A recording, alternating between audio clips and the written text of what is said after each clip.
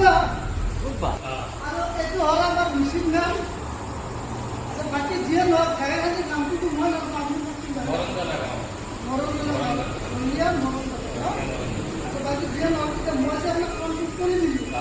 এতিয়া কামটো কৰাৰ হৈ আপুনি আগতে যি ঘেৰাটো দিছিল আগতটো তেতিয়ালৈ লাগি ভাল লাগিছিল ন? কামটো ভাল লাগিছিল। দাদাৰ পচন্দ হৈছিলে কামটো নহয়।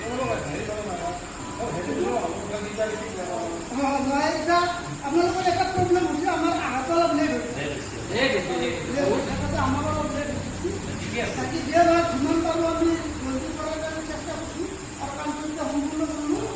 বাকী মেচিনটো কেনেকৈ ফিটিং কৰিলোঁ আৰু কি কি মাল দিয়াৰ কাৰণে তেলটো হাই স্পীড হৈছিল সেইখিনি বস্তু যদি আপোনালোকে নাজানে মোৰ ভিডিঅ'টো চাই পেলাই আপোনালোকে নিজেও কৰি ল'ব পাৰে।